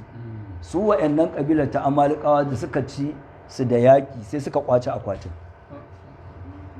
to shine yace to annabi Shamuil yace to alamar cewa yanzu Daluci shine sarki wannan akwatin na iyaye da kakanni ku gan shi an kawo shi an ajiye shi a gabansa za ku gan shi Allah zai sa mala'iku su je su ɗauko shi su kawo shi in suka zo sauke shi a gaban Daluci suka ajiye to wanda kuka ga sun sauke mala'iku daga sama shu akwatin da an zo an cin iyaye da kakanni ko kuke gadansa yanzu abokan gaba sun kwace shi to Allah zai sa mala'iku yansu dawo muku da shi to idan kuka gani to wannan ita ce shaidar cewa shi din Allah ya zaba yace wannan fi sakiratun wanda shi wannan akwati akwai nutsuwa ga zukatanku a cikinsa daga ubangijinku wa yace ma taraka alu musa wa alu haruna kuma a cikin akwatin akwai ragowar abinda annabi Musa ya bari da abinda annabi Haruna ya bari wato wasu asaru ne na wato annabi Musa da annabi Haruna a ciki an ce shine akwai takalma guda biyu na annabi Musa a cikin akwatin wannan sanda nasa da yake mu'jiza an ce akwai shi a cikin akwatin da kuma rawanin annabi Haruna to kaga nan ne ake tawassuli da tabarruki da asaru na bayan Allah gashi banu Isra'ila tun zamanin su zaka yanzu wanda Allah ya masa baiwa cewa ga wani abu na asarin manzon Allah sallallahu alaihi wasallam ka je ka nemi albarkarsa abu ne ba karami ba gashi da nasin Qur'ani tawar banu Isra'ila gashi akwati ne to yanzu in aka ce maka ga wannan akwatin gashin manzon Allah ne sallallahu alaihi wasallam a ciki wancan fa takalmi ne takalmin annabi Musa wannan kuma sai aka ce juz'i na jikin annabi takalmin annabi Musa takalmi ne mai daraja tunda da ya je duri Sina ma inda zai gana da Allah da takalmin ko har aka ce tuɗe yanzu a wadil muqaddas kake to amma ko kaka girman takalmi annabi yake ya kai kuma wani bangare na jikin annabi dan aka ce wannan gagashin ma'aikin Allah sallallahu alaihi wasallam to ai zancen tawassuli da istigasa wato kana maki in har an nemi Allah ya bada nasara saboda takalmin annabi Musa ko Allah ya bada abu kaza saboda takalmin annabi Musa to yau kuma sai aka ce gashi Allah ya mana arziki ina kai tsaye da in dawo kan abin da nake so in faɗa bayar da Allah ya yi wa Maulana Halif cewa aka kawo gashi silin gashi na sayyidina Rasulullahi sallallahu alaihi wasallam daga inda wa'anda suke gadansa tunda ai yanzu wa'annan asaran ana gadansa in ka je Misra Mashhadul Husaini shi ma yana nan suna da gashi in ka je Istanbul gidan adana kayan tarihi na Turkiya shi ma suna da saboda wannan gashi da irin karabawa sahabban san an masa gashi har yanzu akwai guraren da suke da wannan albarkar to Allah ya mana arziki da cewa a zo ai ba wai halifa ba Kano ma Najeriya ma ba karamin arziki ce ba a ce ga wani jiziki na manzan Allah yanzu a cikinta saboda haka Allah mun gode kuma albarkacin wannan asari da kawo mana na manzan Allah sallallahu alaihi wasallama Allah ubangiji kama mu fid duniya hasanatan wa fil akhirati hasanatan wa qina azaban nar dan wannan ka dunkula komai kace fid duniya hasanatan wa fil akhirati hasanatan wa qina azaban nar da abin da zaka faɗa kana nema din yana cikin wannan ce to tahmilul mala'ika wannan akwatu zai zo an ce akwai ragowar ma wannan alawar darbar da aka rika saukar musu da nama da alawar darba da abubuwa ne Allah ya sa a ciki da wasu guntaye na allan da aka rubuta musu attaura duk su ne a ciki. To aka ce zai zo mala'iku suna ɗauke da shi. Inna fi zalika la'ayatan lakum, haƙiƙa cikin wancananka akwai aya gare ku na cewa mulki shi Allah ya naɗawa, in kuntum mu'minin, in kun kasance mu'minai. Aka ce mala'iku ko suka ɗauko shi suna kallo suka ga shu abu ya taho an aje shi kim a gaban ɗalutu, da suka tabbatar lallai shi ne dai wanda Allah yake nufi din. Saboda haka su ce ai shikenan magana ta ƙare, tun daga sarki ga kwamanda an samu, sai kuma shirin fita yaki. To shi ne ya ce to tun da yanzu shi ne shugaba, tun daga sannan sai fara ba da kwama, sai ce to za mu fita yaki, amma sharaɗin yakin yanzu matasa nake so a galiba banu Isra'ila, duk inda wani matashi majiyin ƙarfi yake to su za a tsatsamo. ce matasan kuma a samu wanda ba a ɗaura masa aure ba a tare ba. Ya ce duk wanda matashi ne amma an ɗaura masa aure matar ba ta tare ba, ya ce to ban da shi. Duk wanda ya fara ginin gida bai gama ba, ban da shi. Wato duk wanda yana da wani shuguli a ransa wanda ba zai so ya mutu ba wannan abun shi zai rika kallo, ce to waɗannan ban da su. Yana son zunzurutun matasa lafiyayyu waɗanda ba wani abu na duniya da suka girma shi a gabansu, wanda kawai yan amutu ne. Ce to su za a sai da aka rairewa, sai da aka samu wato zaratan samari mutum 70,000 a banu Isra'ila. To shi ne ya ce to da su za a taho, aka shirin fita. Ce to falon ma fasalar ɗalutu bil junudi. مبتليكم بنهر ومن شرب منه فليس مني ومن لم يطعمه فإنه مني إلا من اغترف بيده فشربوا منه إلا قليلا منهم فلما جاوزه هو والذين آمنوا معه قالوا لا طاقة لنا اليوم بجالوت وجنوده قال الذين يظنون أنهم ملاقو الله كم من فئة قليلة غلبت فئة كثيرة بإذن الله والله مع الصابرين. To yayin da shi ɗalutu da yanzu ya zama sarki ya jawo kwamanda, jawo ayarin wannan wato dubin dubata na banu Isra'ila suka fito daga Baitul Maqdis suka nufaci inda za su je su wannan kabza yaƙi. To an ce lokacin tsananin zafi ne, kuma saboda Ubangiji ya shirya musu jarrabawa ga tsananin zafi, kuma sai aka jarabce su da ƙishirwa. Qala inna Allaha mubtaliikum binahar. To suna cikin wannan ƙishirwa, rana ba ruwa, sai ya shele ce to jama'a tawaga dai yaƙi a saurara, yanzu da ana jin ƙishirwa ga zafi ga rana, ce to akwai jarrabawa da Allah zai yi muku. Ya ce shi ne Allah zai jarrabe ku da ƙorama. Yanzu nan gaba kaɗan mun je za mu ga kuma ƙorama, amma wannan ƙorama faman shariba minhu falaysa minni, ƙishirwa ake ji ga zafin rana, ta amma duk wanda ya sha to baya cikin ayari na. Wanda duk ya sha, kaga ai jarrabawa ce wannan. A ce ana jin ƙishirwa ga rana, kuma a ce din mun yi gaba kaɗan akwai ruwa, amma duk wanda ya sha to baya cikin ayarinmu, baya cikin mabiyana. Wa mallam ya damu wanda ku bai ɗanɗani wannan ruwa ba, fa inna minni, to wannan shine nawa, yana cikin tawagata. Illa man tarafa garfatan biyadi, sai dai kawai wanda ya dan kamfata kwaya ɗaya da hannunsa, kamfata haka ko wannan hannun kwaya ɗaya, to wanda ya kwamfaci yan tunda ƙorama ce, kaga ba zancen ne goga ko kofi, kawai duk wanda ya zo an sassako daga dawaki, kowa ya dan ya kai kamfato tafi ɗaya, ya makwarwa ɗaya ya zuƙe, ci tuban da wannan. In dai ba wannan kawai wanda ya zauna ya sha kwarkwar ya sha ya take cikinsa, to baya cikin ayarin. Amma sai wanda kawai ya dan kamfata kurbi ɗaya da tafin hannunsa, to wannan shi ba komai. In dai bai ƙara akan kamfata ɗaya ba, to shi ma yana cikin tawagan. Ce fashar bi mun uban yace ai ko duk banu Isra'ila na wannan tawagar suna zuwa inda ƙorama na take, sai ka ga ya suka yi tasha illa qalilan minhum sai yan kaɗan daga cikinsu a cikin mutum 70,000 mutum 313 ne ba su sha ba a cikin mutum 70,000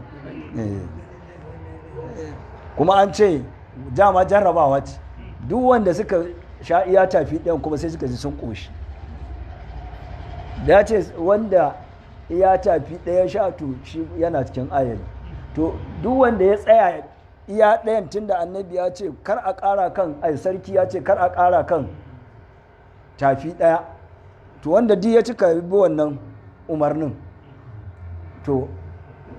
sai kuma Allah ya sa wa wannan cikin tafin albarka sai ya zama ka sha ka ji kishirwar ta tafi ka gamsu ka ƙoshi wannan ana nuna mana cewa jagoranci sai da biyayya kaga yanzu ashe duk wannan sata amsa sojoji suke addinin mu shi yazo da zancen in kana wato soja to lalle ya zama ka zama mai biyayya ba akwai wata kaida ta su bayar kibra ko obey before complain kai biyayya kafin kai complain to kai fara yin biyayya abinda aka ce sannan daga baya ka ce to sa amma kuma kaza dai ba zai yi ba bayan ka fara yanzu kawai aka ce je ka ɗauko mana ɗakin benan can sai ce oke sa yasa sai ka tafi a guji sai ka je kai haka za ku ce sa amma na ji fa gini ne wataƙila ba zai iya yiwa ba amma kar ka yarce je ka ɗauko ɗakin can ka rika haba sa da hanka sai ka ce a dawanau da hankalinka ka ce ɗauko ɗaki ka gashi saboda shi ita biyayya sirrin nasara ce inda aka ce ga shugaba mutukar ba cewa ya a saba wa Allah ba cewa aka yi ka bi shi saboda biyayyan nan tasa a nan nasararsa take a nan nasarar ku take saboda nasararsa shi shugaban ita ce kuma taku nasarar ka ga shi jarrabawa kun ce Allah kuke so ya ba ku sarki ku yaki ku jihadi ku kwato wa kanku yanci Allah ce to naji gawa ne kuka ce a shi ba dan masu kuɗi bane ba dan masu mulki bane Allah ya ce duk da haka shi na zaba kuka ce a nuna muku alama ya nuna alama to suka aka fito sai ka ce to a fara jarabawa a tantance dusa da kuma tsaba sai aka ce sai soja shi komanda sai fara cewa to duk kishirwa ake je yunwa kishirwa ga rana ce to da mun gaba kaɗan akwai ruwa amma kan wanda ya sha an manya gaba kaɗan akwai ruwa amma kar wanda ya sha sai in an ta kuke to ka sha iya tafi ɗaya duk wanda kuma ya sha fiye da tafi ɗaya to baya cikin ayarin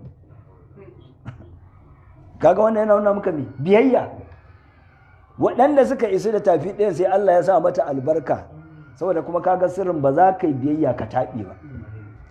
idan ba dan albarkar biyayya ba tafi ana mutum kishirwa ta matso shi ya zai kurba ɗaya ta gamsar da shi amma albarkar tun da sun bi umarnin shugaba sai Allah ya sa wannan kurɓar guda ɗaya ta ishe su kuma suka samu falalar wannan jihadi su kuma wa'yancan ya zama shi kenan duk Allah ya tankaɗe su ne dusar an yi waje da su wanda suka ƙi yin biyayya Allah ubangiji ka ba mu ikon yin biyayya ga jagororinmu a cikin harkar addininka har jagororin duniyan ma in ba saba maka suka yi ba ko ba su zo da abin da ya kauce wa shari'a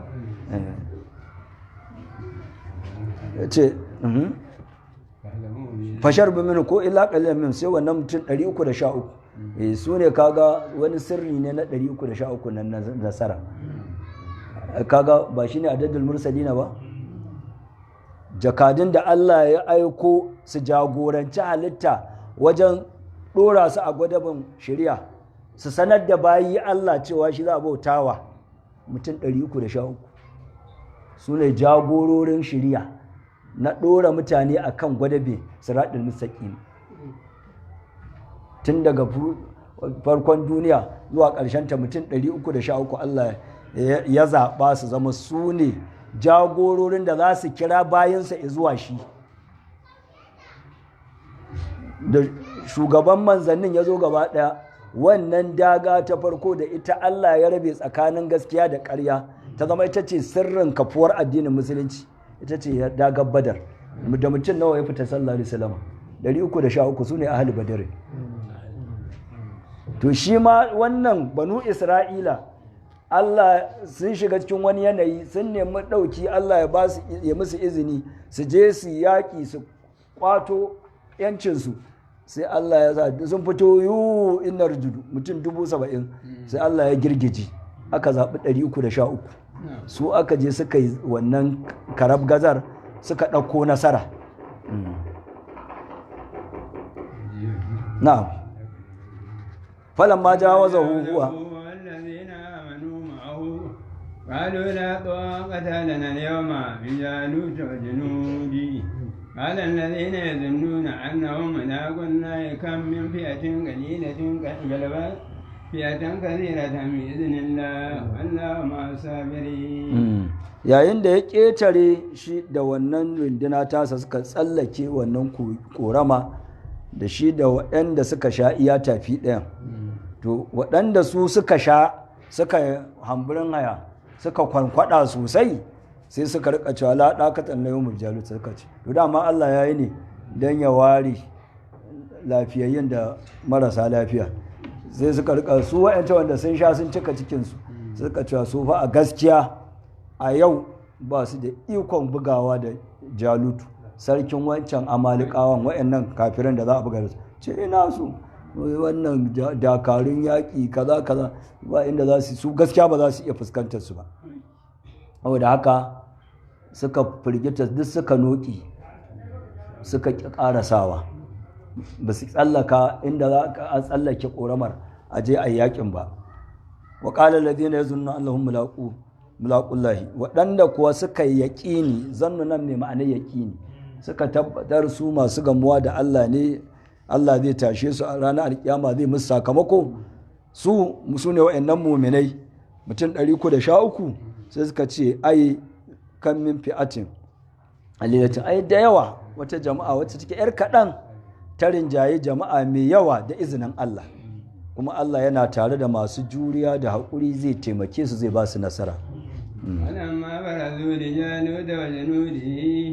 قالوا ربنا أفرج علينا صبرا وثبت أقدامنا وانظرنا للقوم الكافرين. yayin da wato suka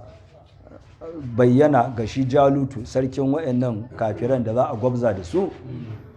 da shi da rundunarsa suka sahu ga sahun musulmi wayannan na banu Isra'ila ga sahun kafirai da sarkin su Jalutu to su musulman cikin sai suka rika cewa rabbana afriq alaina sabra ya ubangiji ka kwararo haƙuri a gare mu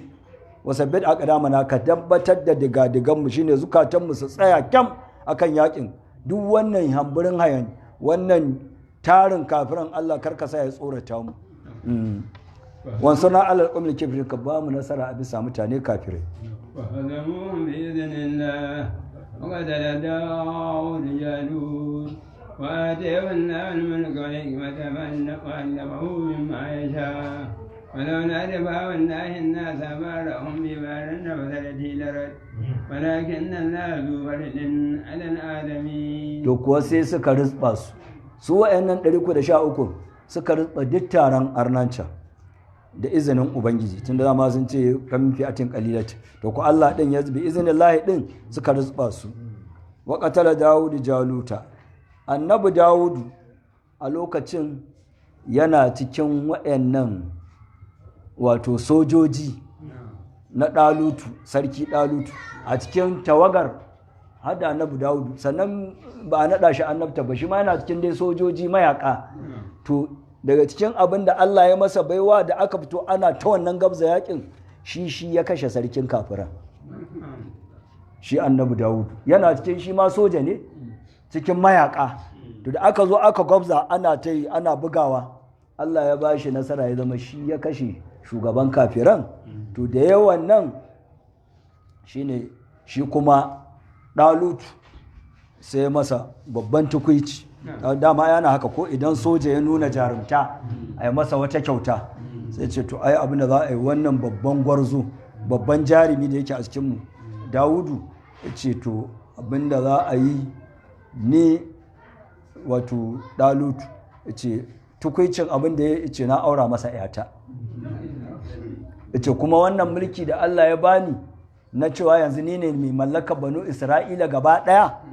ce to za raba mulkin gida biyu, zan ɗau rabi in bashi tunda ya zama shine babban bardan da ya kashe shugaban kafirai, ce to mulkin kuma tare za mu maraba, shi ya ɗau rabi ne in ɗau rabi. Shine kuwa aka zauna haka, an ce yana zaunaci yana da rabin mulki, shi yana da rabi, sai da aka shekara 40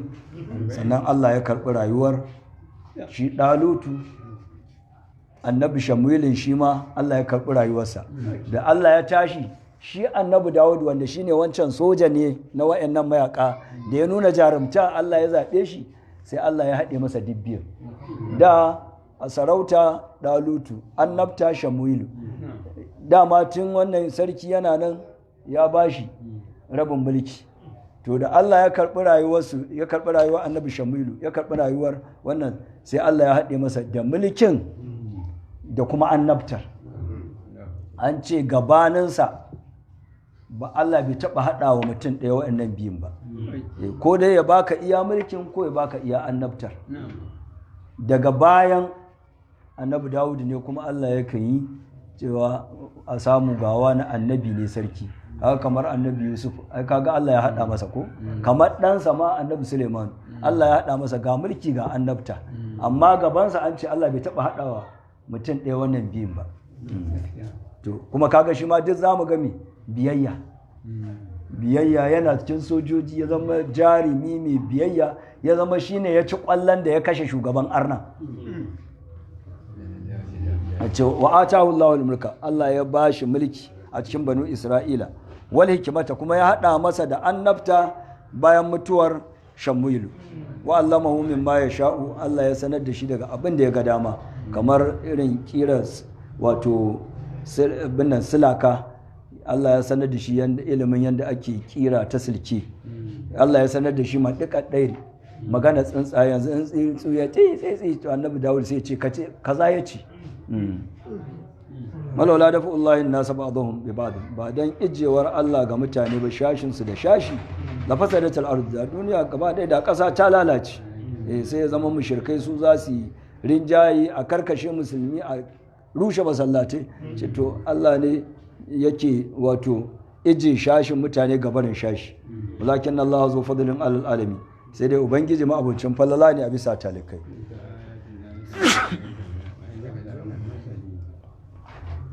Alhamdulillah,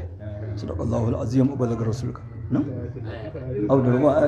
To tilka ayatullahi, ya saura aya daya. Tilka ayatullahi, wani cananka ayoyi ne na ubangiji, na tuluwa alaika bil haq, muke karanta maka su ya sallallahu alaihi wasallam, muke baka labarin su da gaskiya. Wa innaka laminal mursalin, lallai haqiqa kai ya rasulullahi kana cikin jakadin Allah sallallahu alaihi wasallam. Sadaqallahu alazim wa balaga rasulka, zalika min ash-shahidin.